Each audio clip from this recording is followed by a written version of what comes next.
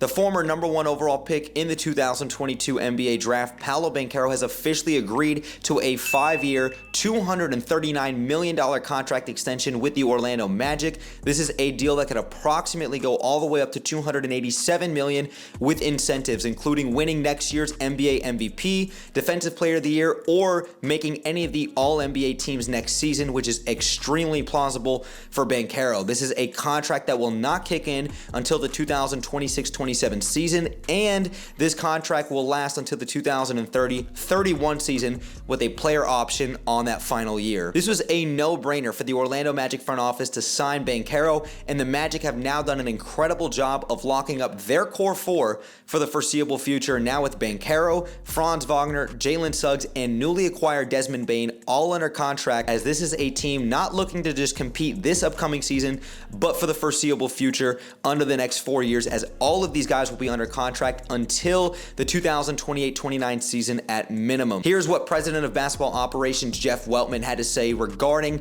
Banchero's new contract. Weltman stated, "We are thrilled to keep Paolo in a Magic uniform for years to come. At just 22, he has won NBA Rookie of the Year, been named an NBA All-Star, and is widely regarded as one of our league's brightest young stars. This commitment reflects our belief in Paolo's talent, character, and desire to win at the highest level. It also reflects Paolo's belief in our organization, our fans in the city of Orlando. We are excited to continue this journey together." And I just have to take a moment to commend the entire Orlando Magic organization from top to bottom.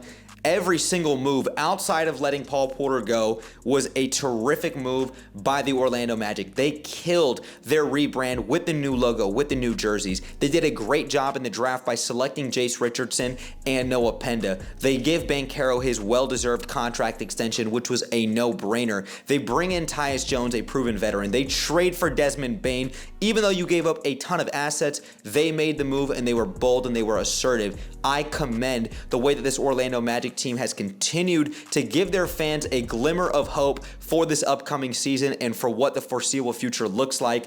And of course, I have to mention Sham God also coming to the coaching staff. That was a huge signing. Just want to take a moment to say, if you are enjoying today's video and appreciating this type of work and coverage from me, the best and easiest way to support me is by liking, commenting, and subscribing down below. It's free and it helps me out tremendously. My goal is to get this channel up to 1,000 subscribers by the end of August. And if you guys want more exclusive content from me outside of YouTube on my social medias, the links are in the description down below in the link tree. But thank you so much, and let's go ahead and get back to today's video. But really getting back to Paolo Banchero, Banchero has shown time and time again why he's not only the face of this franchise, but he is one of the brightest young uprising superstars in the game of basketball, who I believe still does not get all of the love and attention that he deserves from the NBA world. Now, there are plenty of current and former players that have acknowledged Paolo's greatness. You talk about guys like Jason Tatum, Draymond Green, and Kevin Durant singing their praises and flowers to Banchero, but you've still got fan bases and other people out there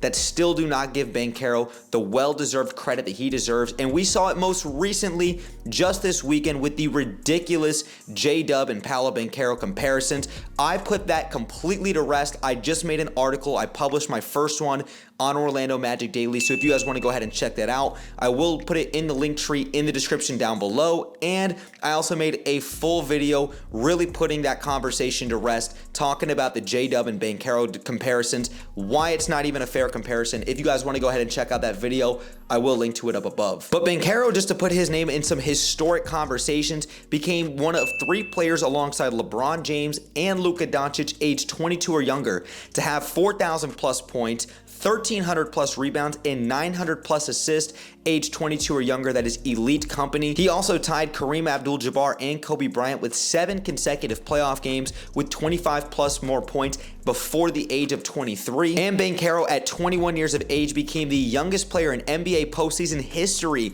to lead his team in a series in points per game, rebounds per game, and assists per game. He did that in his first postseason against Cleveland. This guy has a proven track record and has shown time and time again that he is one of the best young superstars in the game of basketball. Now, I did mention the Magic locking up their core four for the foreseeable future, but let me go ahead and read this little piece to you guys so you guys can get some more context from former Orlando Sentinel beat writer and senior writer of The Athletic, Josh Robbins.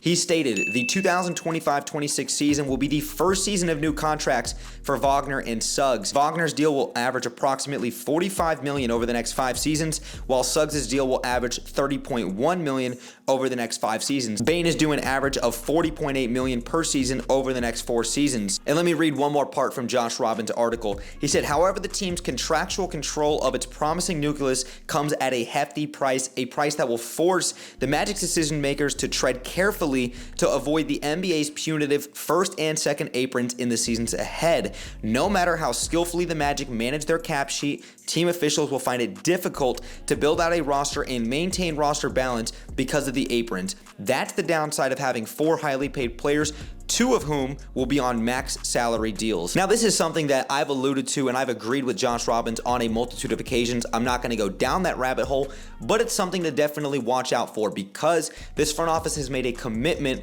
to their core 4, which I applaud them for. And hopefully this core 4 can go out there not just this season, but for the next 3-4 years and really go out there and make a championship and a title run, which this team is more than capable of. Now, the reason I draw this comparison and I kind of bring this back up again is because we saw Chet Holmgren get that contract extension today, $250 million, which was well-deserved. You saw Shai Gilgeous-Alexander just a week ago get his new contract extension, and now the Oklahoma City Thunder are approaching that enemy territory, just like we saw with the Boston Celtics, just like what we saw with the Denver Nuggets, where the second apron is designed to keep teams from building a dynasty, and that could potentially be what's going on in Orlando. Now, of course, I'm speculating, even though we have the numbers on the contract extensions, but having said that, that is why Denver was not able to continue to keep their core together. That is why KCP had to go. That is why Bruce Brown had to go. When you look at the Boston Celtics, that's why Kristaps Porzingis and Drew Holiday had to get traded this offseason because of the second apron. And Oklahoma City's about to have Chet Holmgren, SGA, and Jalen Williams when he gets paid,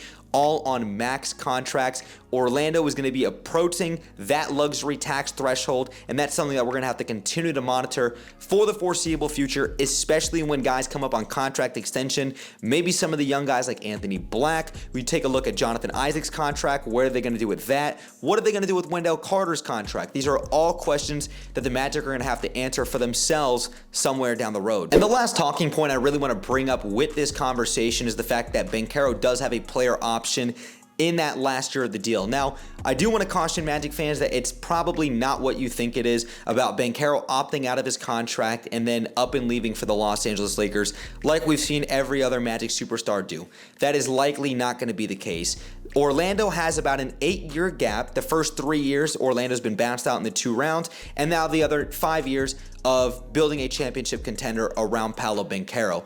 That player option is most likely there for Banchero to opt out of or to get that contract extension earlier towards the end of that contract, probably closer to the 2029 season, I would anticipate. First of all, let's not get too stressed out and worked up over something 4 or 5 years down the road. But second of all, that is more than likely just for there to be that ability to get that player option opted out of or to get that contract extension earlier than anticipated, so you can continue to keep Banchero locked up for the future and keep him here in Orlando for as long as possible. But thank you guys so much for watching today's video and continuing to support me on the channel. This is a brand new channel, and the best and easiest way to continue to support me is to like, comment, and subscribe down below. It's free and it helps me out tremendously. And if you guys do want more exclusive content, you guys can also go ahead and follow me on my social media pages. The link tree will be in the description down below, so you guys can go ahead and check that out. But thank you guys again for sticking around throughout today's video. And as always, I'll catch you guys in the next one.